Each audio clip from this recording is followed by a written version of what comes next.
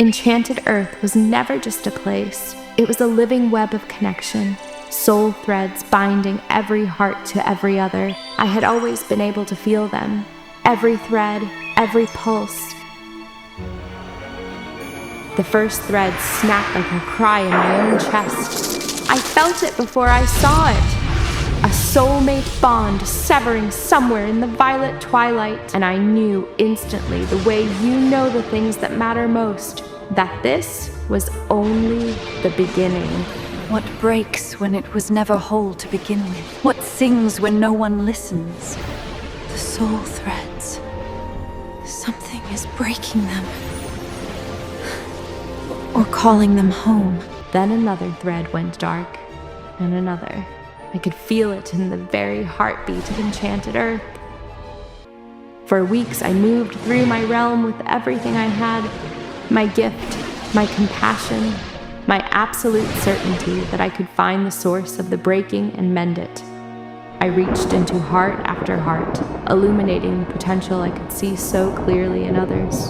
It was the only thing I had ever known how to do, the only thing I had ever needed to be. But each time I reached out with my light, I feel it all breaking. I began to see the pattern. Those I touched with my compassion found themselves more alone afterward. What stands tallest when it casts the longest shadow? I don't know. Tell me plainly, loved. Please. Light that burns bright enough to blind. Strength that builds walls so high, even those you love cannot climb them. I stood at the edge of everything I had been. My gift silenced, my people gone, my certainty ash. I felt it the moment I crossed, the between spaces receiving me like water receives a stone. Not hostile, simply indifferent to whether I belonged. I followed the trail of broken soul threads, each one a cold, dark filament leading deeper into shadow. Gradually, I realized I was being led, not hunted, but led, as my crown dimmed. What walks on a road it did not build? What finds what it does not seek? It's when it has already begun. I don't understand. I stepped forward into the light. I was not alone. The people ahead of me were shining. Not with my light, but with their own. The darkness was not empty. It was full. I emerged into a realm beneath the visible one. A sanctuary so complete, it felt like returning to something I had never known I had lost. And there, alive and transformed, stood everyone. We were waiting for you to understand. I don't know. Your gift was beautiful, Mother Queen. But it was also a shadow. The darkness wasn't targeting us, my queen. My family, they were not destroyed. They were luminous in a way that had nothing to do with me.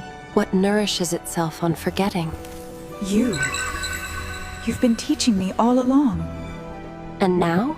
I looked around at the faces of those I loved, and I understood what I had never been able to understand before.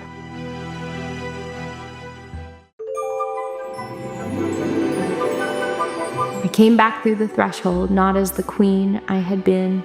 I came back as something I did not yet have a word for. Something quieter, something that had learned the difference between illuminating and witnessing. The realm felt my return. The soul threads that had broken and reformed were stronger than anything I had woven. It was alive. Loved asked me, what survives when it finally learns to let go?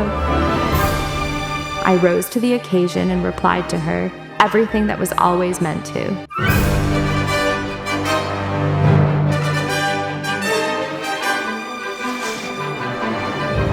Create your own story on our Fables Adventures app, available on iOS.